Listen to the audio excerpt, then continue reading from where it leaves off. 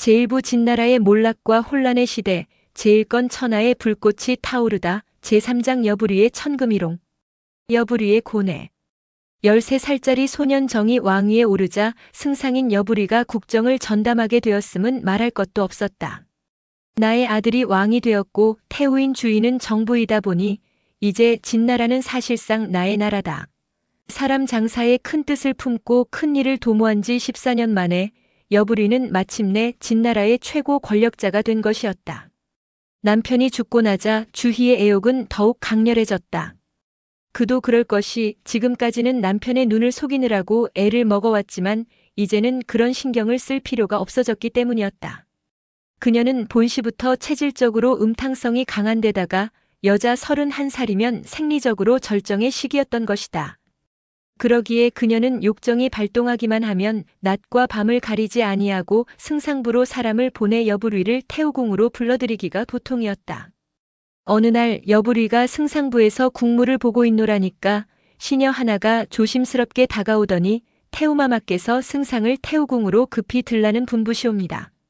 하고 아뢰는 것이 아닌가. 또야? 이 대낮에 또 그 짓을 하자는 말인가. 여부리는 태우의 뜻을 대뜸 알아채고 눈살을 찌푸렸다. 여부리 자신도 계집을 좋아하는 점에 있어서는 둘째가라면 서러울 정도의 정력가이기는 하였다. 그러나 남녀 관계란 남자 편에서 정복을 해야만 흥미가 있는 것이지 여자 편에서 속옷을 벗어붙이고 덤벼들면 오히려 혐오감을 느끼게 되는 것이 아니던가. 주희가 그런 것을 모를 리 없건만 체질적으로 욕정이 강렬하다 보니 자신을 억제할 여유조차 없는 모양이었다. 이러나 저러나 아무리 승상이라도 태우의 부르심을 묵살해버릴 수는 없는 일이다.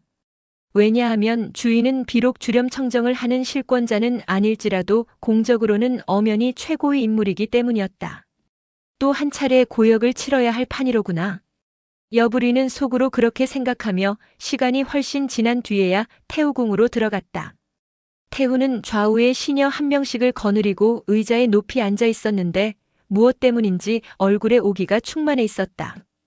태우마마, 불러 계시옵니까?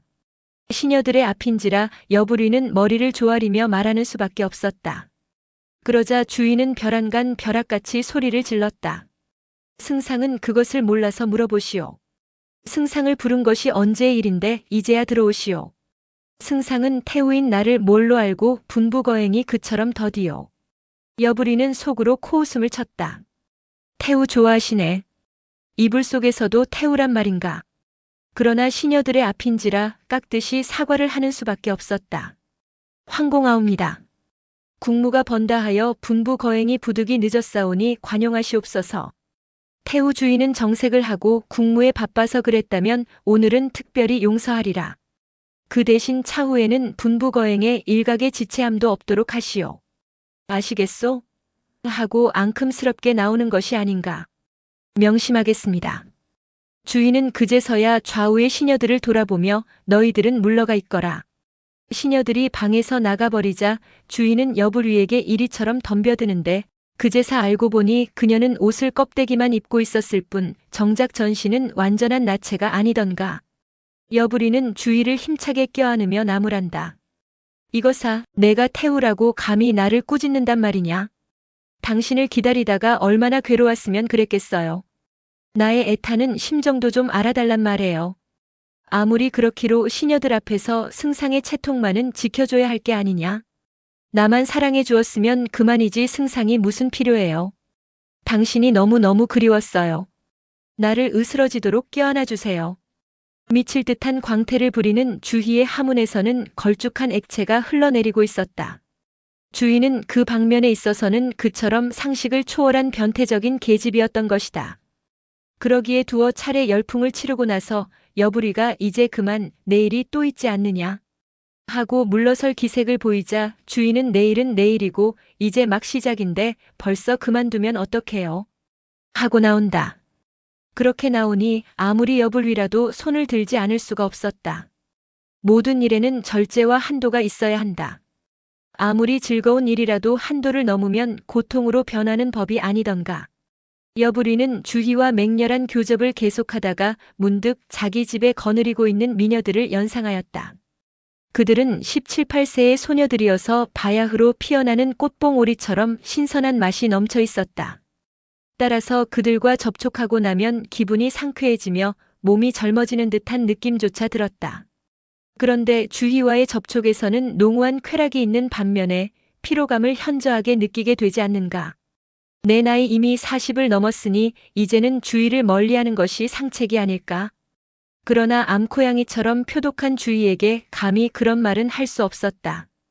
여불위로서는 그것은 남모르는 고민이었다. 주희는 쾌락의 시간을 장장 5시간이나 보내고 나더니 그제서야 제 정신으로 돌아와 여불위에게 말한다. 오늘은 당신과 상의해야 할 일이 있어요. 나와 상의할 일. 주희는 여불위에게 정색을 하고 묻는다. 지금 이 나라의 임금은 누구의 아들이죠? 그걸 몰라서 물어보는 거냐? 그러나 그런 말은 절대로 입 밖에 내어서는 안 돼. 여불위는 그런 말을 다시는 못하도록 단호하게 윽박질러 주었다. 그러나 주희는 오히려 나무라는 기색을 보이며 그 애를 그만큼 속여왔으니 이제는 실부가 누구라는 것을 사실대로 알려주어야 할 게 아니에요. 아버지가 아닌 사람을 10여 년간이나 아버지라고 부르게 하느라고 내 마음이 얼마나 괴로웠는지 몰라요. 그러니까 이제는 그 애한테 모든 비밀을 터놓기로 합시다. 어머니의 감정으로는 당연한 심정인지 모른다. 그러나 여불위의 생각은 달랐다. 내가 미쳤니? 이제 와서 그런 비밀을 털어놓아가지고 평지풍파를 일으켜서 어떡하자는 거야. 이 나라의 실권만 장악하고 있으면 그만이지. 내가 그 애의 아비라는 것을 이제 와서 밝혀가지고 어떡하자는 것이냐 말야. 여자가 감정적이라면 남자는 현실적이라고나 할까? 여불위는 실속만 차렸으면 그만이지 구태여 긁어 부스럼을 만들고 싶은 생각은 추호도 없었다. 그러나 주인은 아비가 누구라는 것을 분명히 밝혀주는 것이 어미의 의무인 것 같아서 그래도 천륜을 속일 수는 없지 않아요. 천륜? 하하. 잘 생각해보라고. 만약 그 애한테 우리들의 비밀을 경솔하게 털어놓았다가 그 애가 우리한테 반발이라도 일으키면 그 일을 어떻게 처리하지? 그 애는 성격이 남달리 억센 편이거든. 그 애가 만약 반발이라도 일으키는 날이면 우리 두 사람은 그날로 목이 달아나는 판이야. 그래도 비밀을 알려주자는 말인가. 주인은 그 말에 기가 죽어서 당신 말씀을 들어보니 그렇기도 하군요. 장양왕을 친 아버지로 믿고 자라온 그 애한테 엄청난 비밀을 말해주면 어미를 어미로 여기기보다는 더러운 환양년으로 간주하게 될 거야. 그렇게 되면 우리 두 사람의 운명은 그날로 끝장이 나는 판이야. 그래도 좋다고 생각되거든 맘대로 하라고. 주인은 환양년이라는 말에 아무 대꾸를 못하고 몸을 떨었다. 여불이는 그렇잖아도 비밀이 탄로되는 날이면 세상이 발칵 뒤집힐 것 같아서 진작부터 주희와의 관계를 청산해버리고 싶었다. 그래서 이왕 말이 난 김에 이렇게 말했다. 비밀이 탄로되면 큰일이니까 우리들도 이제부터는 만나기를 삼가기로 하자고. 여불이의 입에서 그 말이 떨어지기가 무섭게 주인은 대뜸 앙칼지게 반발하고 나왔다. 그것만은 안 돼요. 죽으면 죽었지 당신을 만나지 않고서는 못 살아요. 여불이는 주희와의 관계를 끊어버리기가 무척 어려울 것 같아서 아무 대꾸도 아니하고 한숨만 쉬었다. 그러자 주희가 다시 입을 열어 말한다. 당신 말씀을 나도 이제는 잘 알아들었어요. 그 애한테는 우리들의 관계를 말하지 않을게요. 그러나 우리가 만나는 것만은 어떤 일이 있어도 지금과 같이 만나요.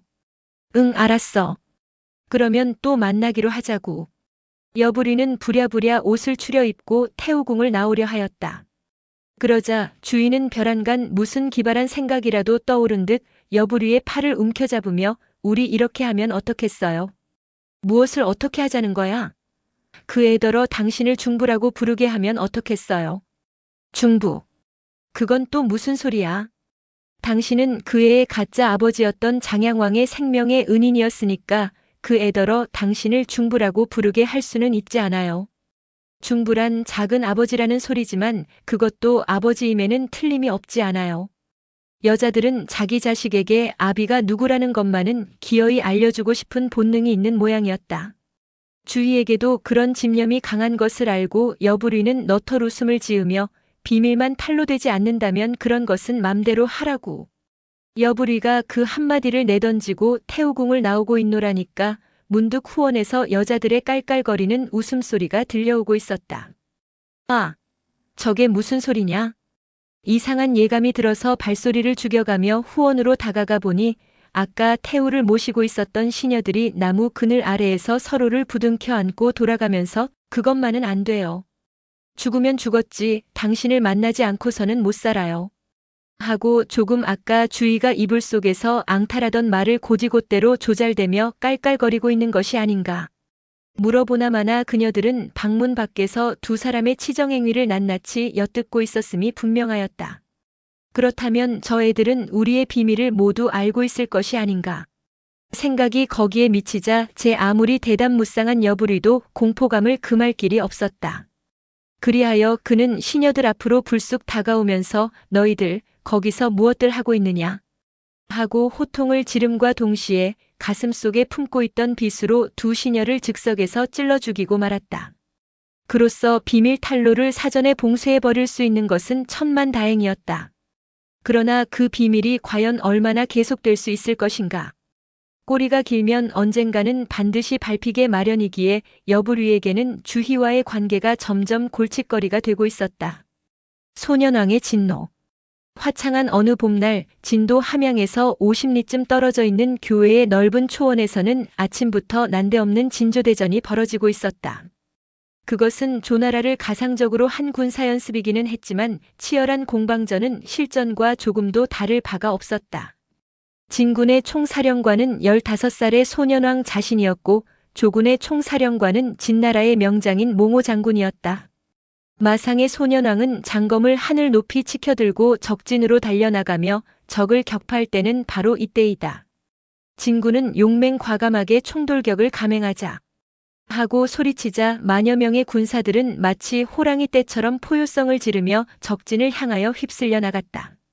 조군은 총력을 기울여 방어전을 전개했으나 진군의 맹렬한 엄습을 당해낼 길이 없었다. 그리하여 총대장 몽호 장군은 마침내 백기를 들고 나와 소년왕 앞에 엎드리며 말했다. 대왕전하의 용맹하고 과감하신 공격 정신에는 굴복을 아니할 수가 없사옵니다. 그것은 입에 바른 소리가 아니고 진심에서 우러나온 감탄이었다. 15살밖에 안 되는 소년왕이 어디서 무술을 배웠는지 지휘력이 탁월하기 이를 데 없었던 것이다. 소년왕 정은 빙글에 회심의 미소를 지으며 말했다. 오늘은 조를 정벌했으니 내일은 초를 정벌하기로 합시다. 소년왕은 왕위에 오른 이후로 거의 날마다 육국을 가상적으로 설정해놓고 군사연습을 끈질기게 반복해왔던 것이다. 통일천하에 대한 소년왕의 집념은 그처럼 강렬하였다. 소년왕은 군사연습을 끝내고 대궐로 돌아오자 이번에는 증조 할아버지인 소양왕에게서 물려받은 유언장을 읽기 시작했다. 하늘에는 태양이 하나밖에 없듯 땅에도 임금은 두 사람이 있을 수 없다. 너 정은 증조부인 나의 웅지를 이어받아 육국을 모조리 정복하여 만천하를 하나로 통일하여라. 소년왕은 문제의 유언장을 하루에 100번씩 읽기를 잊지 않았다. 유언장을 100번 읽고 나서는 마지막으로 하늘을 우러러 이렇게 맹세하는 것이었다. 하늘에 계신 할아버님이시여, 저는 어떤 일이 있어도 위대하신 유지를 받들어 만천하를 하나로 통일하고야 말겠습니다. 소년왕이 그날의 일과를 막 끝냈을 때에 태우 주의가 방 안에 말없이 들어섰다. 이 대궐과 태우가 거처하는 감천궁은 멀리 떨어져 있어서 여러 날 만에 모자 상봉이었다. 어마마마께서 웬일이시옵니까? 거기 좀 앉거라. 오늘은 너와 상의할 일이 있어서 왔노라. 주희는 어머니의 위엄을 보이려고 보좌 앞에 의자를 끌어다 놓고 마주 앉았다. 소년왕은 어머니가 대왕인 자기와 정면으로 마주 앉는 무엄한 태도가 몹시 마음을 상하게 했다. 그러나 그는 불쾌감을 참아가며 묻는다. 어마마마께서 상의하실 말씀이란 무슨 일이옵니까? 태우 주희가 입을 열어 말한다. 너도 잘 알고 있다시피 여부리 승상은 돌아가신 너의 아버지의 생명의 은인일 뿐만 아니라 내가 왕위에 오를 수 있게 된 것도 역시 그 어른의 덕택이었다.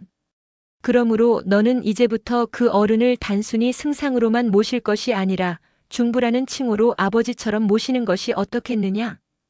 어마마마의 소원이 그러시다면 그렇게 하겠습니다.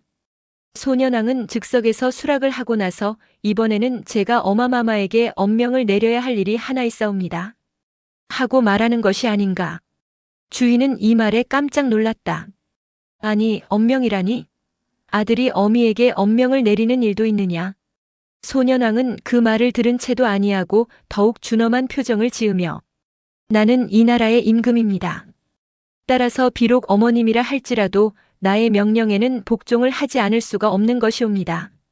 어머니는 아직도 나를 단순한 아들로만 여기셔서 나를 항상 정이라고 불러오시지만 이제부터는 대왕마마라고 부르시지 않으면 엄중한 처벌을 받게 될 것입니다.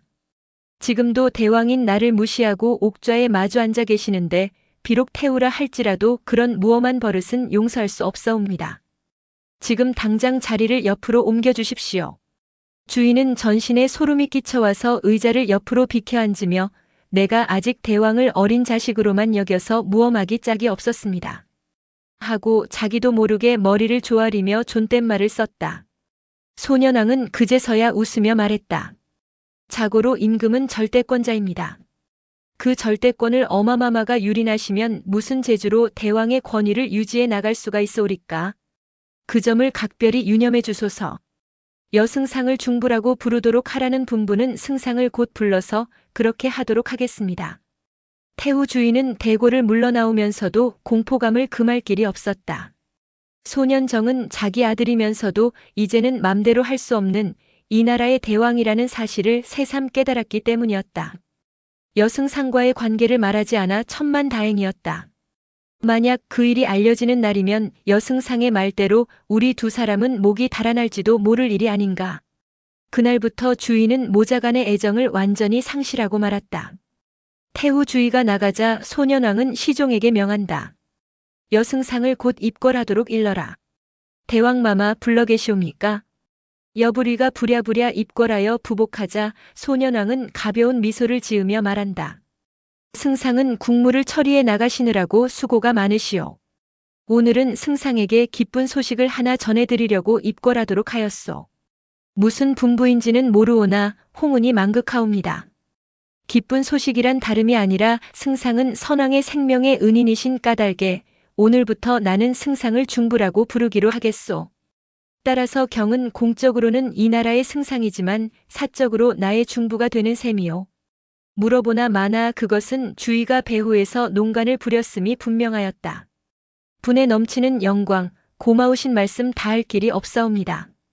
여부리는 그렇게 말하면서도 혹시나 비밀이 탄로되지 않았을까 싶어 매우 불안스러웠다. 친아비가 누구란 비밀을 알고서 그렇게 불러준다면 그보다 더 기쁜 일이 어디 있으랴. 그러나 소년왕의 성격으로 보아 그런 비밀을 알기만 하면 결코 무사히 넘겨버릴 아이가 아니었다. 그런 비밀을 모르면서 중부라고 불러주겠노라고 하니 여부리는 살얼음을 밟는 듯이 아슬아슬한 위협감조차 금할 길이 없었다. 여부리는 본시 배짱이 대단한 인물이었다. 따라서 젊었을 때 같으면 정아, 너는 장양왕의 아들이 아니고 나의 아들이니라 하고 자기 입으로 모든 비밀을 털어놓았을지도 모른다. 그러나 승상이라는 지위를 차지하고 책화를 마음대로 누리게 된 지금에 와서는 굳이 비밀을 탄로시켜 평지풍파를 일으키고 싶지 않았던 것이다. 중부에 관한 이야기가 일단락이 지어지자 소년왕은 돌연 엄숙한 표정으로 돌아가더니 여부리에게 이렇게 물어보는 것이 아닌가. 승상은 소양대왕께서 나에게 남겨주신 유언장의 내용을 분명히 기억하고 계시겠지요. 네. 소양대왕의 유언. 여부리는 그 말 중에 무엇을 뜻하는 말인지 몰라 적이 당황하였다. 여부리가 당황하는 빛을 보이자 소년왕은 매우 못마땅한 듯 눈살을 찌푸리며 다시 묻는다. 소양왕께서 승하실 때에 나에게 유언장을 내려주시면서 너는 이 유언장을 날마다 100번씩 읽어오다가 내가 왕위에 오르거든 유언장대로 실천하여라 하는 분부를 내리신 일이 있었는데 그 자리에 승상도 동석해 계시지 않았소. 그것은 사실이었다. 지금부터 8년 전 소양왕은 임종할 때에 증손자인 정을 병석에 불러놓고 그런 유언을 한 일이 있었고 여부리 자신도 분명히 그 자리에 앉아 있었다. 그런데 그것이 어쨌단 말인가. 여부리는 머리를 조아리며 아랜다. 그 자리에는 소신도 분명히 동석해 있었사옵니다. 소년왕은 여부리의 대답을 듣고 나더니 이번에는 따지듯이 묻는다.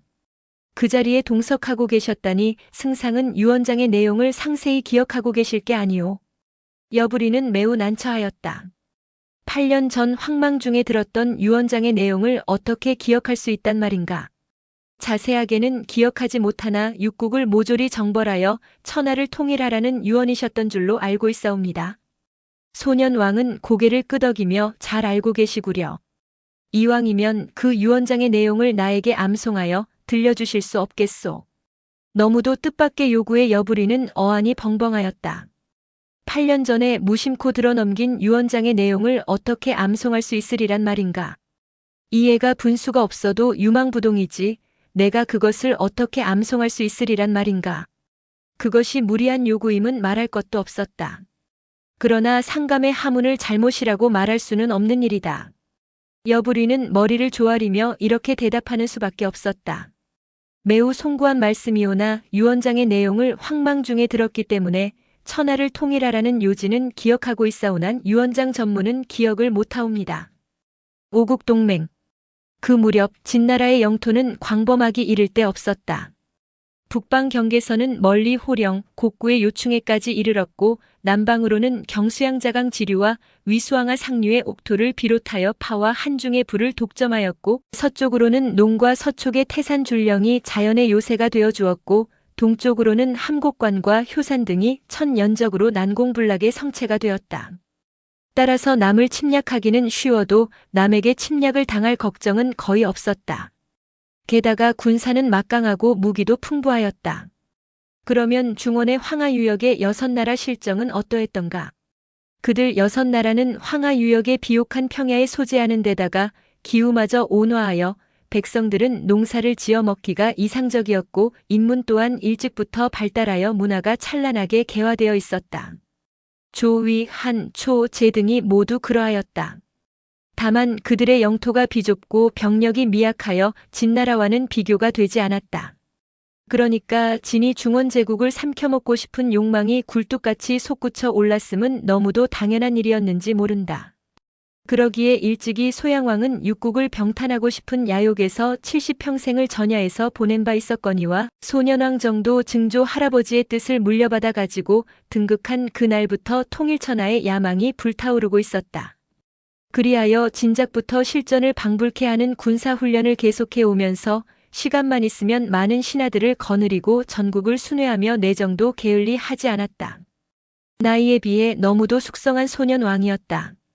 어느덧 세월이 흘러 소년왕이 등극한 지 3년 만인 15살 나던 해의 생일날이 왔다. 소년왕은 생일 축하연 석상에서 만조백관들에게 돌연 다음과 같은 폭탄 선언을 선포하였다. 내 나이 이미 15살 남아 15이면 당당한 대장부이건만 나는 아직 영토를 촌토도 확장하지 못했고 이는 진실로 선왕들에게 부끄럽기 짝이 없는 일이요. 이에 결심한 바 있어 올해에는 우선 지리적으로 가장 가까운 한을 쳐서 영토를 넓혀 나갈 터이니 경들은 나의 뜻을 받들어 최선을 다해주기 바라오. 15살짜리 소년으로서는 너무도 당돌하고 엄청난 선언이었다. 피는 속이지 못한다더니 이 아이는 나의 핏줄을 이어받아서 배짱이 엄청나기도 하구나. 승상 여부리는 소년 왕의 패기에 어깨가 으쓱해 오도록 기뻤다. 그러면서도 즉흥적인 선언이 너무도 무모해 보여 충고를 해줄 생각에서 대왕전하. 실은 하고 입을 열려고 하자 소년 왕은 손을 들어 나의 명령에는 오직 복종이 있을 뿐이요. 승상은 입을 다물어 주시오. 하고 이런지하에 입을 틀어 막아버리는 것이 아닌가. 왕의 명령은 절대권을 가진다. 어린 소년에게 그와 같은 말을 귀에 못이 박히도록 들려준 사람이 다른 사람 아닌 여부리 자신이었다. 어렸을 때부터 그런 식으로 교육을 시켜 놓아야만 후일에 자기한테도 유리하리라고 생각되었기 때문이었다. 그러나 이제 와서 보면 그것이 아니었다. 소년을 절대권자로 만들어 놓은 이제 와서는 자기가 압이라는 사실조차 말할 수 없는 처지가 되었고 그의 명령에는 자기 자신도 무조건으로 복종을 아니할 수가 없게 되지 않았는가. 그야말로 자승자박이 되어버린 셈이었다. 그야 어쨌건 몽호 장군은 왕명에 의하여 10만 군을 거느리고 나가 한판 싸워서 13개 성읍을 일거에 탈취하였다. 그 싸움에서 대장 왕이가 전사를 했으나 그런 것은 문제도 되지 않았다. 진왕은 첫 번째 싸움에서 대승을 거두자 이듬해에는 위를 쳐서 창, 유괴 등의 광범위한 위토를 탈취하였고 다음 해에는 위를 다시 쳐서 산조성을 빼앗아버렸다. 또 그 다음 해에는 연을 침략하여 상향성을 비롯한 20여 개 성읍을 빼앗아 동군이라 부르게 하였다. 청년 진왕은 몇 번 싸움에서 자신감이 생기자 그때부터는 침략의 마술을 닥치는 대로 내뻗기 시작했다.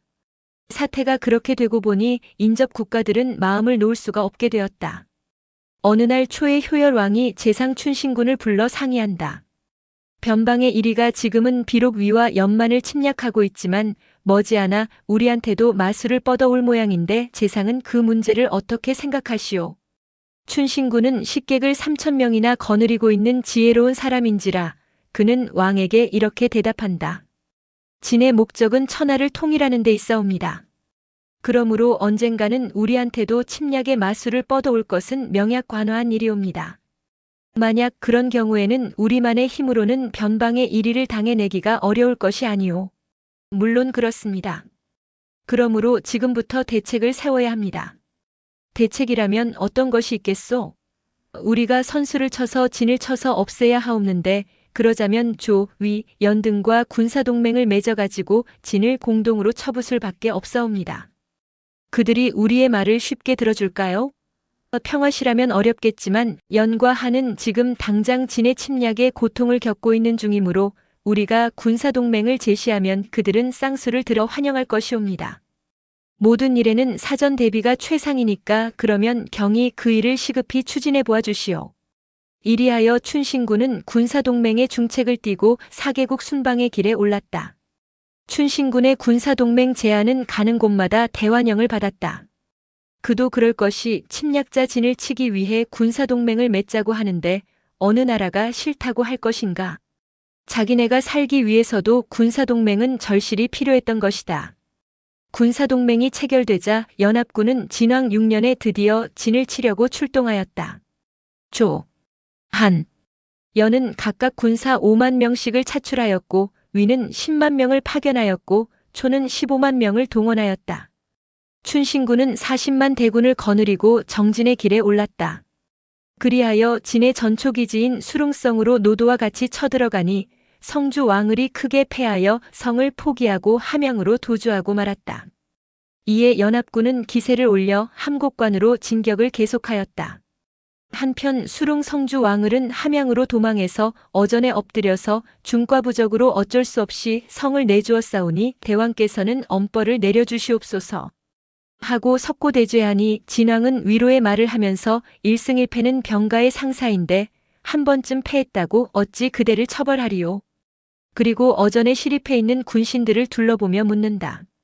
적의 오합지졸이 40만 명이나 된다고 하니 누가 저들을 섬멸시키겠소? 그 임무를 소신에게 맡겨주시옵소서. 몽호, 왕전, 장안의 세 장수가 약속이나 한 듯이 입을 모아 말하였다. 진왕은 회심의 미소를 지으며 모두들 장하기도 하구려 그러면 세 분에게 각각 10만 명씩을 줄 테니 함곡관 수장인 몽무장군과 협력하여 적을 일거에 섬멸시키도록 하시오. 이번 싸움에 승리하면 천하를 통일하는 데 좋은 촉진제가 될 것이니 그런 줄 알고 분투 노력해주기 바라오. 이제는 신하들에게 명령하는 말투부터가 당당한 대왕이었다. 세 장수는 각각 10만 명씩을 거느리고 함곡관으로 달려 나와 적에게 삼면에서 무지막지한 공격을 퍼부었다. 연합군은 본시가 모든 군사들인지라 배후로부터 기습 공격을 당하는 바람에 제각기 패주하기에 바빴다. 총사령관인 춘신군만은 고군분투했으나 진군의 공세가 워낙 맹렬하여 필경에는 200여리나 쫓겨나고 말았다. 결국 전쟁은 진군의 대승리로 끝났다. 진왕은 일선에서 보내온 개선 보고를 받고 크게 기뻐하며 승상 여부리를 불러 말했다. 5개국 연합군이 우리의 일격에 패주했으니 이제 천상천하에 우리를 당할 자 누가 있으리요. 천하를 통일할 날이 머지않은 것 같은데 경은 그 일을 어떻게 생각하시오? 여부리는 너무도 엄청난 질문에 대답이 궁색하였다. 천하통일이란 몇십 년이 걸려도 될까 말까 한 일인데 그날이 눈앞에 다가왔다고 장담하고 있으니 어떻게 대답해야 옳다는 말인가. 여부리로 보면 연합군을 한번 무찌른 것을 가지고 통일천하와 직결시켜 생각한다는 것은 과대망상이라고 볼 수밖에 없었다. 그래서 대답을 주저하고 있노라니까 왕은 매우 못마땅한 표정을 지으며 꾸짖듯이 다그쳐 묻는 것이다. 승상은 왜 대답이 없으시오? 천하를 통일하기가 어렵다고 생각되어서 대답을 안 하는 것이오. 여부리는 크게 당황하여 자기도 모르게 머리를 조아리며 아니옵니다. 대왕께서 하시고자 하는 일이면 무슨 일인들 불가능하시겠습니까? 신은 다만 천하 통일이 몇 달 후에 가능할까 그 점을 생각하고 있던 중이옵니다. 전혀 생각지도 않았던 엉뚱한 대답이 자기도 모르게 새어나왔다. 비위에 거슬리는 대답을 했다가는 목이 달아날 것만 같아 무심중에 아첨하는 말이 나왔던 것이다. 청년 왕은 그 말이 마음에 드는지 돌연 통쾌하게 웃으며 말했다. 몇 달 후요? 하하, 우리가 아무리 강하기로 몇 달 안으로 천하를 통일하기는 어려울 것이오. 천하를 통일하자면 아무리 줄잡아도 10년은 걸려야 할 것이오. 아니옵니다. 대왕의 위력이라면 천하를 통일하는데 무슨 10년이 걸리겠습니까? 하하, 아무튼 고맙소. 5년이 걸리든 10년이 걸리든 나는 기어이 천하를 통일하고야 말 것이오. 여부리는 어전을 물러나면서 너무도 비겁해진 자기 자신의 환멸감을 금할 길이 없었다. 나는 왜 나답지 못하게 이다지도 비겁한 인간이 되어버렸을까? 내 자식한테 압이라는 말조차 못하고 벌벌 떨기만 하게 되었으니 나는 왜 이다지도 못난 인간으로 전락한 것일까? 따지고 보면 그처럼 비겁하게 된 원인은 영화를 누리게 된 데 있는 것 같았다. 영화의 자리를 영구히 보존해 가려면 임금 앞에서는 누구나 비겁자가 될 수밖에 없다는 사실을 새삼스레 깨달았다. 권력과 영화의 이면에는 그처럼 비겁한 생리가 뒤따른다는 사실을 예전에는 미처 몰랐던 것이다. 그런 일을 생각하면 차라리 포이한사로 지내던 옛날이 그리운 생각조차 없지 않았다. 그러나 구종 별배들에게 호위를 받으며 집에 돌아오자 꽃다운 시녀들이 문전에서 아양을 떨며 영접해주는 것이 결코 싫지는 않았다. 그러기에 여부리는 자기 모순에 빠져서 쓴 웃음을 웃으며 자기 자신을 이렇게 자위하였다. 임금이란 인간이 아니고 하나의 우상인 것이다. 따라서 우상과 사람 사이에는 부자 관계가 성립될 수 없다. 임금을 나의 아들이라고 생각한 것은 근본적으로 잘못된 생각이다. 누구를 막론하고 우상에게는 오직 복종이 있을 뿐이 아니던가. 영화의 맛은 아편과 같아서 한번 중독되면 좀처럼 떼지 못한다. 여부리는 그러한 진리를 뻔히 알면서도 영화를 길이 누리고 싶은 욕망에서 비겁한 자신을 변호하기에만 급급했던 것이다. 대음인 노예. 13살의 소년 정이 왕위에 오른 지도 6년. 이제는 승상을 제쳐놓고 국정만기를 자기가 직접 결정할 정도로 성장한 진왕이었다. 진왕은 나이를 먹을수록 권력 행사의 농도가 점점 심해지더니 이제는 승상조차 턱으로 지시하는 오만한 독재자가 되고 말았다. 게다가 천하를 통일하려는 집념은 날이 갈수록 강렬해져서 진나라 백성들은 노약을 막론하고 자나깨나 군사훈련으로 진땀을 빼고 있었다. 그러나 제 아무리 전제 군주도 천재지변만은 어찌할 수가 없었다. 진왕 6년에는 대기근이 들어 수백만 명이 아사지경에서 허덕이게 되었고 이듬해에는 역병이 전국적으로 퍼져서 수만 명이 죽어나갔다. 그처럼 애군이 겹친 데다가 설상가상으로 몽호 장군까지 병사하여 당장 전쟁을 일으킨다는 것은 생각조차 못하게 되었다. 아, 인사는 맘대로 할 수 있어도 천운만은 어찌할 수가 없구나. 진왕은 하늘을 우러러 탄식하며 때를 기다리는 수밖에 없었다. 그런데 여부리는 실질적인 권력을 고스란히 빼앗기고 나자 그때부터는 오로지 영화만을 일삼게 되었다. 백성들이야 굶어 죽거나 병들어 죽거나 아랑곳하지 않고 날마다 영화만 누리고 있었다. 그가 거느리고 있는 노복의 수요가 무려 10,000명이 되었고 그를 모시는 시녀들만도 1,000명이 가까웠으니 그 한 가지만 보아도 그의 영화가 얼마나 호화로웠던가를 가히 짐작할 수 있는 일이다. 그러나 그러한 여불위에게도 남모르는 고민이 하나 있었으니 그것은 다름 아닌 태후 주희와의 치정관계였다. 여부리는 여러 가지 이유에서 주희와는 진작부터 손을 끊고 싶었다. 첫째는 태후와의 내통관계가 왕에게 알려지면 목이 달아날 것이 두려웠기 때문이었다. 둘째는 꽃봉오리 같은 시녀들이 얼마든지 많은데 구태여 시들어가는 계집에게 정력을 낭비하기가 아까웠기 때문이었다. 그러나 여부리가 아무리 손을 끊고 싶어도 주인은 한사코 물고 늘어지며 죽으면 죽었지 그렇게는 못해요. 하고 앙탈을 부리며 덤벼드는 것을 어찌하랴. 심리 상태가 그렇게 되고 보니 이제는 그녀와 잠자리를 같이 하는 것이 쾌락이 아니라 견디기 힘든 고통이었다. 여부리의 수완으로도 어찌할 수 없는 것이 계집 관계였던 것이다. 손을 끊을 수 있는 무슨 좋은 방도가 없을까? 여부리는 여러 달을 두고 골머리를 앓다가 문득 언젠가 그녀에게 들려주었던 말을 연상하였다. 나 대신에 젊은 남자를 하나 소개해 줄까? 여부리가 농담 삼아 그렇게 말했을 때 주인은 가타부타 대답이 없었다. 그렇다. 대답을 안 한 것은 간접적인 시인이었다고 볼 수 있으니 나 대신에 다른 남자를 안겨주면 될 게 아닌가? 그 무렵 함양성 안에는 남근이 장대하기로 소문난 로에라는 젊은이가 있었다. 여부리는 자기 대신에 로에를 태우궁에 들여보낼까 하는 생각에서 하루는 로에를 불러다가 자기 눈으로 그의 약물을 직접 구경하였다. 소문에 듣던 대로 노예의 물건은 과연 놀랄 만큼 장대하였다. 노예는 술이거나하게 취하여 알 몸뚱이로 춤을 추는데 물건이 얼마나 길고도 꿋꿋한지 꼬투리를 5개나 걸고 뛰어도 떨어지지를 않았다. 과연 놀라운 물건이로다. 저만하면 제 아무리 새꼴의 주희라도 결국은 거품을 물고 자빠질 수밖에 없게 되리라. 그렇게 판단한 여부리는 자세한 내용을 설명해 준 뒤에 그의 수염과 눈썹을 뽑아내 시처럼 만들어버렸다. 그리하여 태우궁으로 들여보내면서 다음과 같은 말을 전해주었다. 이 사람은 부형 남근을 잘라버리는 형벌로 참사 다음가는 중벌에 처벌된 사람이온데 심지가 무척 묻어나오니 태우께서 환관으로 쓰시도록 하시옵소서.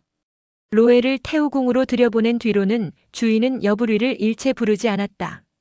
로에가 여부리보다도 훨씬 만족스러웠기 때문이었다. 그로써 여부리는 오랫동안의 고민을 깨끗하게 해결할 수가 있었다. 태우 주인은 로에와 접촉하게 되자 새로운 청춘을 맞이한 듯한 기쁨이었다.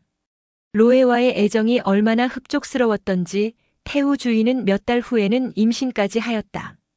정을 낳은 뒤로는 아기를 뵌 일이 없어서 불임증에 걸린 줄만 알고 있었는데 19년 만에 아기를 가지게 된 것이었다. 그것은 경사스러운 일임에는 틀림이 없었다. 진심으로 좋아하는 사람의 아기를 베었으니 더욱 그러하였다. 그러나 남편이 없는 몸으로 아기를 베었으니 그것은 커다란 문제가 되지 않을 수 없었다. 임금이 알면 그야말로 큰일이기 때문이었다. 그렇다고 사랑하는 사람의 아기를 떼어버리고 싶은 마음은 추호도 없었다. 이 일을 어찌했으면 좋아요? 시위에게 부탁하여 아기를 떼어버리기로 할까요? 주인은 걱정이 태산 같아서 로에에게 물어보았다. 로에는 뛸 듯이 놀라며 노발대발한다. 떼어버리다니 그게 무슨 소리야? 뱃속의 아기가 누구의 자식인데 맘대로 떼어버리겠다는 것이야? 과거에는 거리에 한량배에 지나지 않았던 노예였건만 태우가 임신한 사실을 알고 나서부터는 당당한 서방 행세를 하고 나왔다. 뱃속의 아기는 당신 자식이지 누구의 자식이겠어요? 그렇지만 뭐가 어떻다는 거야? 노예는 벼락 같은 호통을 지른다. 일국의 태우도 사랑하는 사람 앞에서는 어쩔 수가 없는지 주인은 로에의 호통을 듣고도 끽소리를 못한다. 자고로 여자들의 팔자는 남편에 의하여 결정된다고 한다. 아무리 못난 여자라도 임금님과 결혼하면 당당한 왕비가 될 수 있는 반면에 제 아무리 똑똑한 여자라도 거지와 결혼하면 거지 마누라밖에 못 되는 것이 여자들의 팔자다. 그러기에 어떤 시인은 여자들의 팔자에 대해 다음과 같은 시를 읊은 일이 있었다. 모름지기 여자로 태어나지 말지니라. 평생의 운수가 남에 의하여 결정되는 것을. 그야 어쨌든 주인은 잠시 침묵에 잠겨 있다가 로에의 손을 다정하게 붙잡으며 속삭이듯 말한다. 나도 당신의 아기를 지워버리고 싶지는 않아요. 그러나 이 일이 상감에게 알려지는 날에는 우리 둘의 목이 달아날 판이니 이 일을 어쩌면 좋아요. 로에도 그런 사정을 모르는 바는 아니었다. 그렇다고 태우의 뱃속에 들어있는 자기 자식을 떼어버릴 생각은 눈곱만큼도 없었다. 로에는 오랫동안 심사숙고하다가 문득 얼굴을 힘있게 들며 말한다. 어떤 일이 있어도 아기를 떼어버려서는 안 돼. 그러면 이렇게 하는 것이 어떨까? 어떻게 하자는 거예요? 아기를 낳을 수 있는 방도만 있다면 나도 당신 아기를 꼭 낳고 싶어요. 그러자면 복술사를 한 사람 매수해야 할 거야. 점술사를 매수해서 어떡하자는 거예요? 당신이 태우궁에 그냥 눌러있으면 신수가 불길하니까 어딘가 먼 곳으로 떠나야 좋겠다고 하면 될 게 아니야. 그래서 나와 함께 먼 곳으로 떠나가기만 하면 아기가 아니라 어른이라도 낳을 수 있을 게 아니야. 주인은 그 말을 듣고 뛸 듯이 기뻤다. 그거 참 명안이군요. 액땜을 위해 먼 곳으로 떠나 있어야 좋겠다고 하면 상감도 흔쾌히 허락해 줄 테니 우리 그렇게 하기로 하죠. 점술사 한 명쯤 매수하기는 지극히 쉬운 일이었다. 그로부터 며칠 후 점술사는 진왕을 찾아뵙고 매우 걱정스럽게 품한다. 태우마마의 금년 운수가 너무도 불길하시옵니다. 홀 어머니에게 효성이 극진한 진왕은 점술사의 말을 듣고 크게 걱정스러웠다. 어머님의 운수가 불길하다면 어떻게 해야 애군을 면하실 수 있겠는가? 점술사는 사무 심각한 표정으로 대답한다. 태우마마께서 애군을 면하실 길은 오직 한 가지 방도가 있을 뿐이옵니다. 그 한 가지 방도라는 것이 어떤 것인가? 그대도 알다시피 어머니께서는 일찍이 홀로 되셔서 매우 외롭게 지내시는 형편이네. 그러므로 어머니만은 편히 모셔야 하겠네. 효성이 지극하신 말씀이시옵니다. 태우마마께서 애군을 면하시려면 서방으로 1000리 이상 떨어진 곳으로 이주를 하셔야 하겠습니다. 그것은 어렵지 않은 일이로구먼. 함양에서 서쪽으로 1500리쯤 떨어진 곳에 옹성이라는 별관이 있으니 그러면 태우를 옹성으로 모시도록 하겠네. 이리하여 태우 주인은 진왕의 특별 배려로 옹성으로 떠나게 되었는데 그를 모시고 가는 시종들이 무려 2000명이나 되었다. 옹성으로 옮겨온 주희와 로에와의 생활은 신혼부부와 다름이 없이 다정하였다. 지금까지는 항상 남의 눈을 피하느라고 조마조마하게 미뢰해 오다가 이제는 마음 놓고 만날 수 있는 자유가 무엇보다도 흡족하였던 것이다. 이듬해 여름에 주희는 아들을 낳았다. 두 사람 사이에 아들이 생겨나자 로에에 대한 애정은 더욱 두터워져서 주희는 마침내 진왕에게 다음과 같은 상소문을 올렸다. 내가 산첩첩운중중한 벽지에 와서 몸과 마음이 아울러 편하게 지낼 수 있는 것은 오로지 환관 로에의 덕택이요. 내게 로에의 충성이 그렇듯이 극진하니 상감은 그 점을 참작하시어 환관 로에에게 자귀를 내려주소서. 진왕은 그 상소문을 받아보고 매우 고맙게 여겨 로에에게 장신후라는 자코를 내리는 동시에 옹성을 중심으로 한 주변 5만 호의 후주로 봉하기까지 하였다. 이제 로에는 세상에 부러울 것이 없이 영화를 맘대로 누릴 수 있는 신세가 되었다. 궁전을 새로 짓고 정원을 다시 꾸미고 날마다 사냥을 즐기면서 무엇이든 그의 뜻대로 되지 않는 것은 하나도 없었다. 더구나 3년 만에 주희가 또 한 명의 아들을 낳게 되자 로에는 새로운 욕심이 생겨서 주희에게 이러한 말까지 하였다. 우리가 아들을 둘이나 가지게 되었으니 이제는 현 왕을 폐위시키고 우리들의 아이를 진왕으로 영입하는 것이 어떨까? 주희는 그 말을 듣고 펄쩍 뛰었다. 그건 안 돼요. 그런 영모를 꾸미다가는 우리 네 식구가 살아남지를 못해요. 헛된 욕심 부리지 말고 여기서 언제까지나 단란하게 살아요. 그 말에 일리가 있다고 생각했는지 로에는 영모를 꾸밀 생각만은 일단 포기하였다. 그러나 임금이 되고 싶은 욕망만은 버릴 수가 없어서 그는 자기가 소유하고 있는 땅을 애국으로 독립시켜 놓고 자기 스스로를 애왕이라 부르게 하였다. 법치주의자 이사. 여부리가 식객들을 3000명이나 거느리고 있다는 것은 이미 말한 바 있거니와 그 많은 식객들 중에서도 학문이 각별히 뛰어난 선비가 두 사람이 있었으니 한 사람은 한나라 출신인 한비였고 다른 한 사람은 초나라 출신인 이사였다. 그들의 통치철 학로는 거의 비슷하여 위정자는 모름지기 법제를 개혁하여 나라를 법으로서 통치해 나가되 유능한 인재를 과감하게 등용하여 부국강병을 도모해야 한다는 것이었다. 두 사람은 학설이 비슷한 관계로 경쟁의식이 남달리 치열하였다. 그들의 장단점을 비교해 본다면 한비는 문장력이 풍부하여 자기 학설을 논리적으로 절묘하게 전개해 나가는 장점이 있는 반면에 현실에 대한 적응력과 구변이 없는 것이 단점이었고, 이사는 문장력이 부족한 단점이 있는 반면에 현실을 능수능란하게 처리해 나가는 것이 장점이었다. 그러므로 학문에 있어서는 한비가 언제나 이사보다 한 걸음씩 앞서 나가고 있었다. 여기서 말하는 한비란 오늘날 동양 철학의 고전으로 되어 있는 한비자라는 명절을 저술한 바로 그 사람이다. 지금 우리들은 일상생활에서 모순이라는 말을 흔히 써오고 있는데 모순이라는 말을 지어낸 사람도 다른 사람이 아닌 한비였다. 이것은 여담이 되겠지만 모순이라는 말이 생겨나게 된 유래를 잠깐 소개하고 넘어가기로 하자. 어느 날 한비가 거리를 지나가고 있노라니까 창과 방패를 팔고 있는 장사꾼이 이런 소리를 외치고 있었다. 이 창으로 방패를 찌르면 어떤 방패라도 반드시 뚫어지게 마련이요. 그리고 나서 다음 순간에는 똑같은 입으로 이 방패는 어떤 창으로 찔러도 결코 뚫어지지 아니한다오. 한비는 그 말을 듣고 즉석에서 여보시오. 그렇다면 하나 물어봅시다. 그 창으로 그 방패를 찌르면 어떻게 되는 것이오? 그 질문에 장사꾼은 대답을 못하고 얼굴만 붉혔다. 그래서 그때부터 이치에 합당하지 않은 경우를 모순이라고 말하게 된 것이었다. 그런 일이 있은 것은 지금부터 2230여 년 전의 일이었지만 모순이라는 말은 오늘날에도 여전히 쓰이고 있는 것이다. 그야 어쨌든 여부리는 3000명의 식객들 중에서 두 사람의 특출한 인재를 진왕에게 특별히 천거하였는데 그 두 사람이 한비와 이사였다. 진왕은 두 사람을 모두 등용하기로 하고 한비가 저술한 한비자라는 책을 읽어보고 크게 감동하였다. 이런 훌륭한 책을 저술한 학자라면 높이 받아들여 나의 스승으로 삼아야 하겠다. 진왕의 입에서 그런 찬사가 나오자 이사는 크게 놀랐다. 그렇잖아도 평소부터 선우를 다투어오던 판에 한비가 왕사로 등용되는 날에는 자기 존재가 비참해질 것이 뻔했기 때문이었다. 이사는 어떤 모략을 해서라도 한비의 등용을 방해할 결심이었다.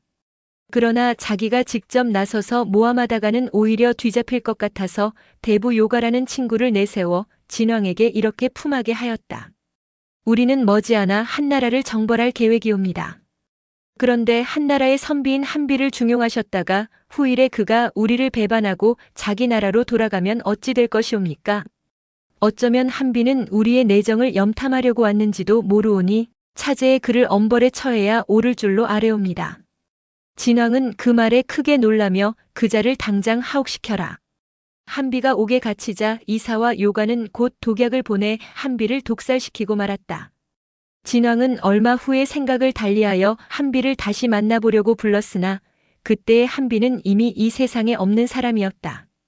그러면 이사는 어떤 사람이었던가? 이사는 본시 초나라 상체라는 시골에서 하급 공무원으로 있던 사람이었다. 하루는 변소에 갔더니 쥐란 놈이 똥을 먹다가 사람을 보고 혼비백산하여 도망가는 것을 보았다. 그리고 또 어느 날에는 창고에 들렀더니 곡식이 산더미처럼 쌓여있는 공간에서 쥐란 놈이 곡식을 마음대로 파먹으면 살이 피둥피둥 찌고 있는 것을 보았다. 거기서 이사는 크게 깨달은 바가 있었다. 쥐는 다 같은 쥐이건만 어떤 쥐는 변속간에서 전전긍긍하며 똥이나 주워 먹고 있고 어떤 쥐는 곡간 속에서 배불리 먹으며 유유히 살아가고 있는데 그것은 어디서 오는 차이일까? 결국은 그 쥐가 처해 있는 환경이 다르기 때문 아닌가? 사람도 그와 같은 것이니 나는 가난한 공무원 생활을 때려치우고 대성할 수 있는 길을 찾아 나서자. 그리하여 대학자였던 순자를 찾아가 통치학을 배워가지고 강대국인 진나라로 달려와 당대의 세도가인 여부리의 식객이 되었던 것이다. 이사는 한비를 죽인 뒤 장사라는 벼슬에 오르자 진왕이 천하통일의 야망에 불타고 있음을 알고 이렇게 품하였다. 옛날부터 위대한 통치자는 상대국의 혼란한 국정을 이용하여 무자비하게 정벌해야 한다고 하였사옵니다. 대왕의 능력으로서는 천하를 통일하기가 식은 죽 먹기보다도 쉬운 일이라고 생각되오니 때를 놓치지 마시도록 하시옵소서. 통일 천하의 야망에 불타고 있는 진왕에게는 이사의 간언이 지극히 마음에 들었다. 그리하여 이사와 함께 통일 천하를 하루속히 달성하고 싶은 마음에서 이사를 일약 객경 외국 출신 대신으로 등용하였다. 말하자면 파격적인 대승격이었다. 사태가 그렇게 되고 보니 진나라의 중신들은 불평이 없을 수밖에 없었다. 이사라는 자가 어디서 굴러먹은 말 뼈다귀이길래 남의 나라에 와서 대뜸 객경으로서 정치를 좌지우지한단 말인가. 진나라의 중신들은 이사를 몰아낼 공론을 하고 있는 중에 마침 좋은 구실이 하나 생겼다. 그 당시 진나라는 영토를 개발할 생각에서 한나라의 유명한 수공인 정국이라는 사람의 권고를 받아들여 진안 국경에 커다란 운하를 파고 있었다. 토목 전문가인 정국의 말을 고지식하게 믿고 운하를 파기 시작했는데 나중에 알고 보니 정국이 그런 공사를 일으키도록 권장한 목적은 순전히 자기 나라의 국리를 도모하기 위한 술책이었다. 첫째, 토목 공사를 크게 일으키게 하여 진나라의 국력을 집중 소모시키면 국력이 약해져서 침략할 힘이 없어질 것이요. 둘째, 국경지대에 그와 같은 운하를 파놓으면 남에게 침략을 받을 경우에는 커다란 도움이 될 수 있다고 생각했기 때문에 그런 술책을 썼던 것이다. 그러한 음모가 백일하에 드러나자 진나라 중신들은 그 사건을 좋은 구실로 삼아 이사를 쫓아내려고 진왕에게 다음과 같은 상소문을 올렸다. 무릇 외국인으로 진나라에 와서 벼슬을 하려는 자들은 모두가 자기 나라의 국리를 도모하기 위해 가면을 쓰고 와 있는 자들이오니 대왕께서는 국가의 장래를 위해 차제에 그런 자들을 모조리 추방하시옵소서. 만약 그런 자들을 언제까지나 중용하시다가는 국가에 커다란 손실을 초래하게 되실 것이옵니다. 진왕은 그 상소문을 읽어보고 이사를 추방하려고 하였다. 이사는 그런 기밀을 알아채고 즉시 진왕에게 다음과 같은 장문의 상소문을 올렸다. 신이 듣자옵건대 근자의 일부의 우매한 중신들은 외국에서 온 관리들을 모조리 추방하려는 논의가 있는 듯 싶사온데 그것은 크게 잘못된 생각인 줄로 아뢰옵니다. 일찍이 묘공께서는 어진 선비를 널리 구하시어 유여를 융에서 취하셨고 백리애를 완에서 얻으셨고 건숙을 송나라에서 맞아오셨고 비표와 공손지를 진나라에서 불러오셨습니다. 이상 5사람은 모두가 외국인이었지만 묘공은 그들의 보필을 받아 진나라를 오늘과 같은 강대국으로 키우신 것이옵니다. 그리고 또 효공께서도 외인인 상황을 등용하시어 새로운 법률을 제정하심으로써 국정을 크게 개혁하셨고 해문왕께서는 외국인인 장의를 채용하심으로써 국토를 크게 확장하셨고 소왕께서는 외국인인 범수를 등용하셨습니다. 반면에 양후와 화양군의 두 왕족을 제거시킴으로써 왕족들의 횡포를 억제하고 왕실의 권위를 크게 선양하셨던 것이옵니다. 이상과 같이 진나라의 왕업이 오늘날처럼 번영하게 된 것은 모두가 외지에서 온 신하들을 높이 쓰셨던 결과이온데 이제 앞으로 국외의 임무를 일체 배격하신다면 대왕께서는 누구와 더불어 대업을 발전시켜 나갈 수 있어오리까? 인과응보. 대음인 로에는 함양에서 멀리 떨어진 옹성별궁에서 주희와 밀월 생활을 계속해 오면서 자기 땅을 애국이라 부르고 자기 자신을 애왕이라고 자칭한다는 사실은 이미 말한 바 있다. 그 무렵 로에가 거느리고 있는 노복이 1000여 명이 넘었으니 그가 얼마나 호화로운 영화를 누려오고 있었는가를 가히 짐작할 수 있는 일이다. 그러나 사람의 욕심에는 한도가 없는지 로에는 그것만으로도 부족하여 기회만 있으면 진왕을 쫓아내고 자기 아들을 그 자리에 올려앉힐 야심을 품어오고 있었다. 태후 주인은 옹성으로 옮겨온 후 그의 겨울에 첫 아들을 낳았고 그로부터 1년 후에는 두 번째 옥동자를 또 낳았다. 아들 형제가 생겨나자 로에의 오만은 점점 극심해 갔다. 아들이 형제가 있으니 이제는 현왕을 쫓아내고 우리들의 아이를 왕으로 내세워야 할 게 아닌가. 로에의 입에서 그런 말이 노골적으로 나오게 되자 주인은 몸을 떨면서 말한다. 그건 안 돼요. 그 애가 얼마나 무서운 아이인데 그런 말을 함부로 하세요? 우리들의 비밀이 탄로되는 날이면 우리들은 그날로 목이 달아날 줄 아세요. 당신은 무슨 못난 소리를 하고 있는 거야. 그의 목에는 칼이 안 들어가는 줄 아는가. 임금 하나만 없애버리면 진나라는 우리들의 나라가 된다는 사실을 알아야 하오. 주태후는 몸이 떨려서 그 이상 아무 대꾸도 못했다. 사실 그녀의 입장은 매우 난처하였다. 로에를 사랑하는 것은 사실이지만 진왕도 자기 뱃속에서 나온 친자식이 아니던가. 로에의 몸에서 태어난 자식을 옹립하기 위해 여부리의 몸에서 태어난 맏아들을 죽인다는 것은 생각조차 할 수 없었던 것이다. 진왕 9년 이른봄 어느 날 로에는 미녀들과 함께 주연을 즐기고 있었는데 이후에 시녀인 기씨 부인이 술 심부름을 하다가 잠깐 실수로 로에의 옷에 술을 엎질렀다. 그러자 로에는 화를 벌컥 내며 벼락 같은 소리를 질렀다. 이년아, 용포에 술을 엎지르는 계집년이 어디 있느냐. 무엄하기 짝이 없는 인연을 당장 궁중에서 쫓아내거라. 기씨 부인은 그 즉시로 궁중에서 쫓겨나는 몸이 되었다. 그러니까 그녀로서는 로에에게 앙심을 품을 수밖에 없었다. 내시로 가장하고 대왕을 속여가며 태후와 밀통을 하고 있는 주제에 감히 나를 어떻게 쫓아내겠다는 말이냐. 게시 부인은 분노의 이를 바드득 갈았다. 그런데 그날 저녁에 들려오는 말에 의하면 로에는 게시 부인을 차명에 처하라는 명령을 내렸다는 것이 아닌가. 게시 부인은 죽음을 면하기 위해서는 그날 밤으로 도망을 치는 수밖에 없었다. 도망을 치려고 나서니 갈 곳은 오직 함양뿐이었다. 게시 부인은 태산 줄령을 수없이 걸어 넘어서 2달 만에 함양에 도착하였다. 그리하여 대궐로 달려 들어오기가 무섭게 대사진왕의 비서실장 조고를 만났다. 조고는 환관에 불과했지만 법률에 능통하고 사무처리가 능란하여 진왕의 신임이 매우 두터운 사람이었다. 후일에 진나라를 망하게 만든 인물이 바로 이 사람이다. 조고는 게시 부인의 초췌한 몰골을 보고 깜짝 놀라며 묻는다. 그대는 태우마마를 모시지 아니하고 어찌하여 옹성에서 돌아왔는가? 게시 부인은 울면서 대답한다. 저는 추잡스러운 로에에게 죽지 않으려고 밤 도망을 쳐서 돌아왔사옵니다. 로에가 추잡스럽다니 그게 무슨 소린가? 로에는 내시가 분명한데 내시가 어떻게 추잡스럽단 말인가? 여기서 게시 부인은 로에와 태우와의 추잡스러운 행위를 하나도 숨김없이 낱낱이 고해 바쳤다. 조고는 너무도 뜻밖의 사실에 놀라움을 금치 못하여 그 사실을 즉시 진왕에게 아뢰었다. 진왕은 매우 격분하여 한동안은 용안이 불그락푸르락하였다. 그러나 생모인 태우에 관련된 일이므로 신중을 다하지 않을 수가 없었다. 로에는 내시가 분명한데 그런 일이 있을 수가 있느냐? 자세한 내막은 내가 옹성에 직접 내려가서 알아보기로 하겠으니 길 떠날 준비를 차려라. 내가 옹성에 다녀올 때까지는 누구한테도 말해서는 안 된다. 이리하여 진왕이 지방 순찰의 명목으로 옹성을 찾아가게 되자 조고도 수행하였다.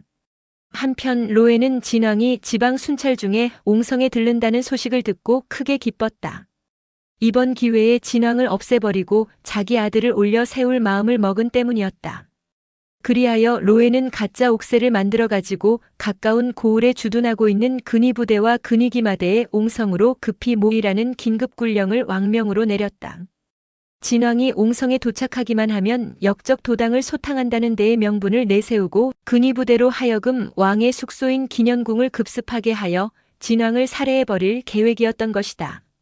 로에의 신복 부하들은 그러한 반역 행위를 처음부터 알고 있었다. 그러나 로에가 만약 이번 일이 뜻대로 되어 나의 세상이 오기만 하면 그들에게는 전국 공신의 칭호를 내릴 터인즉 그대들은 목숨을 걸고 전력을 다하여 목적 달성의 추호도 차질이 없도록 하여라. 하고 특별 지시를 내리는 바람에 그들은 개인의 영달을 도모하려고 음모에 적극적으로 가담하였다. 진왕은 그토록 무시무시한 음모가 있는 줄도 모르고 옹성에 도착하자 곧 숙소인 기년궁으로 향하였다. 그날 밤은 기년궁에서 쉬고 다음날 아침에 태우궁으로 생모를 찾아갈 예정이었던 것이다. 진왕이 행차할 때면 조고는 언제든지 그림자처럼 따라다닌다. 아니, 단순히 건성으로 따라다니는 것이 아니라 언제나 왕의 행차보다도 수백 보는 앞질러 달려가며 그의 눈은 끊임없이 전우좌우를 예리하게 경계하는 것이었다. 그러다가 조금이라도 수상한 자가 눈앞에 나타나면 조고는 비호같이 달려나가 불문곡직하고 그자의 목을 칼로 후려갈겨버리는 것이었다. 그처럼 조고는 진왕에게는 다시 없는 신복이었다. 그날도 왕의 행차가 기년궁으로 향하자 조고가 앞질러 말을 달려가고 있노라니까 난데없는 기마병 하나가 저쪽에서 이리로 말을 달려오고 있는 것이 아닌가. 누구냐? 거기 섰거라. 조고는 기마병을 발견하자 벼락 같은 소리를 지르며 칼을 뽑아들고 쏜살같이 달려나왔다. 불문곡직하고 목을 잘라버릴 생각이었던 것이다. 그런데 맞은편에서 달려오는 기마병은 조고를 보고 깜짝 놀라며 아니, 아저씨가 여기 웬일이십니까? 하고 묻는 것이 아닌가. 그제서야 얼굴을 자세히 보니 그 청년은 이웃 고을의 근위대장으로 있는 조고의 생질인 희광이었다. 너 희광이 아니냐? 내가 여기 웬일이냐? 저는 왕명을 받고 근위부대를 인솔하고 조금 전에 이곳에 도착했습니다. 왕명에 의하여 출동했으니까 아저씨는 그 사실을 잘 알고 계실 것이 아닙니까? 뭐야, 왕명에 의하여 근위부대를 인솔하고 왔다고. 조고는 소스라치게 놀라며 무엇인가 무서운 음모가 숨어있음을 직감적으로 느꼈다. 나도 모르게 누가 너한테 왕명을 내렸단 말이냐? 왕명이 내려진 것을 아저씨가 모르신다면 그야말로 이상한 일이 아니옵니까? 희광은 수상스러운 얼굴을 하면서 가만히 있자. 제가 굴령장을 가지고 왔으니까 아저씨께 직접 보여드리겠습니다. 호주머니에서 굴령장을 꺼내 보인다. 마침 그때 진왕의 행차가 가까이 다가왔다. 자세한 이야기는 대왕을 기년궁으로 모신 이후에 나누기로 할 테니 너도 나를 따라오너라. 조고는 대왕을 기년궁으로 모시고 나서 희광과 단둘이 다시 만났다.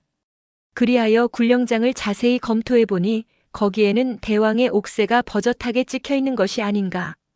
그러나 그것이 가짜 옥새임을 조고는 대번에 알아보았다. 이것은 가짜 옥새다. 누가 역모를 하려고 이런 장난을 친 것이 분명한데 그렇다면 로에가 아니고서야 누가 이런 엄청난 일을 꾸밀 수 있겠느냐. 조고는 즉시 사람을 놓아 로에의 동태를 염탐하여 오게 하였다. 염탐꾼은 얼마 후에 기년궁으로 돌아와 조고에게 이렇게 보고했다.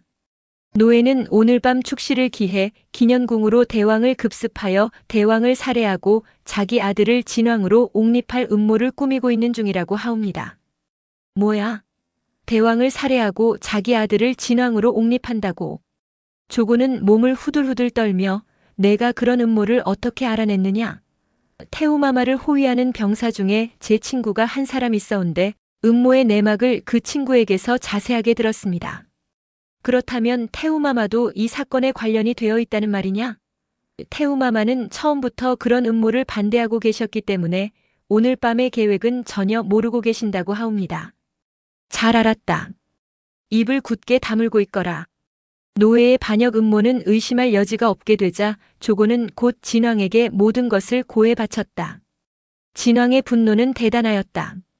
노예 일당을 지금 당장 체포하여 차열형내 수족을 4개의 수레에 묶어 4조각으로 찢어 죽이는 극형에 처하라.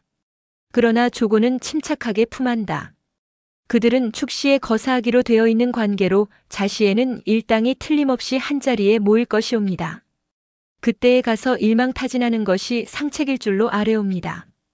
말하자면 노예가 거사하기 두어 시간 전에 그들의 본거를 기습하여 일당을 모두 씨알머리도 없이 죽여 없애자는 것이었다. 아무리 위급한 상황에서도 조고의 지략은 언제나 침착하고 치밀하였다. 진왕은 조고의 의견대로 시행하기로 했다. 이날 밤 자시의 조고는 친위 부대를 몸소 이끌고 로에의 본거를 엄습하여 로에의 신복 부하 20명을 송두리째 잡아 죽였다. 그러나 로에는 음모가 탄로난 낌새를 미리 알아채고 도망가는 바람에 체포하는 데 실패하고 말았다. 이에 진왕은 더욱 진노하여 로에를 잡아오는 자에게는 상금 50만 양을 주리라 하는 방을 널리 써붙이게 하는 동시에 태후의 몸에서 태어난 로에의 아들 형제와 로에가 거느리고 있던 수천 명의 노복들도 가차없이 죽여버렸다. 그 사건으로 인해 삼족이 멸망된 수요가 무려 5만여 명에 이르렀다. 로에의 일당을 일망타진하고 나서 그 사건의 경과를 면밀하게 조사해보니 로에를 천거한 사람은 승상 여불이었다는 사실이 판명되었다. 뭐야? 태후에게 로에를 천거한 자가 여승상이었다고? 그렇다면 그런 자가 무슨 승상이며 무슨 빌어먹을 중부냐? 진왕은 다시 한번 크게 노하여 태후를 만나보지도 아니하고 함양으로 창왕이 돌아와 버렸다. 진왕도 차마 생모만은 죽일 수가 없어 그냥 돌아와 버렸던 것이다. 진왕은 함양에 돌아오자 여불위만을 제외한 모든 중신들을 한자리에 불러놓고 말한다. 승상 여불위가 로에 사건에 관련되었음은 결코 용서할 수 없는 일이오. 따라서 여불위의 관직과 자귀를 모두 박탈하고 그를 차명에 처하오. 승상 후임에는 객경 이사를 임명하오. 중신들은 영문을 몰라 모두 어리둥절하였다. 화무십 1홍이요 권불 10년이라고 하던가. 여불위는 승상의 권세를 누린 지 전후 12년 만에 뜻밖에도 차명을 면하기가 어렵게 되었다. 그러자 승상으로 임명된 이사가 머리를 조아리며 아랜다. 여불위의 죄상에 대한 대왕의 분부는 지당하신 줄로 아뢰옵니다. 그러나 선왕에게 대한 그의 공로는 지대한 바가 있사오니 감일등하시와 유배영의 처하심이 어떠하올지 제고의 은덕을 베풀어 주시옵소서. 진왕도 그 말에는 수긍되는 점이 있는지 오랫동안 말이 없다가 문득 붓을 들어 여부리에게 보내는 친필 서한을 써서 주었다. 여부리는 진왕의 친서를 받아보고 눈물을 흘리며 탄식한다. 내 이제 다 늙은 몸이 서촉산중에 정배 가서 무슨 보람으로 여생을 살아가랴. 불경에 인과응보라는 말이 있더니 나는 내 손으로 뿌린 악의 씨에 의하여 악의 업보를 거두지 않을 수가 없게 되었구나. 내 자식한테 자식이라는 말 한마디조차 못해보고 결국은 아들의 손에 이 꼴이 되었으니 이는 진실로 하늘의 뜻임이 분명하다. 여부리는 그런 탄식을 하면서 스스로 독약을 마시고 죽으니 그때의 나이가 53세였었다. 여부리가 죽은 지 두어 달 후에 옹성에서 늙은 농부 하나가 로에의 수급을 보따리에 싸들고 상금을 타려고 진왕을 찾아왔다. 로에가 산중에 숨어 있는 것을 발견하고 농부가 그의 목을 잘라왔다는 것이다. 얼굴을 자세히 조사해 보니 로에가 분명했다. 진왕은 농부에게 상금을 주면서 크게 치하하였다. 그리하여 로에 사건이 일단락을 짓고 나자 노신 모초가 진왕에게 간한다. 태후마마를 옹성에 방치해 두심은 효도에 어긋나시는 일이옵니다. 이제는 태후마마를 함양으로 모셔오심이 옳은 줄로 아뢰옵니다. 진왕은 생모 태후에게 대해서는 원한이 많았다.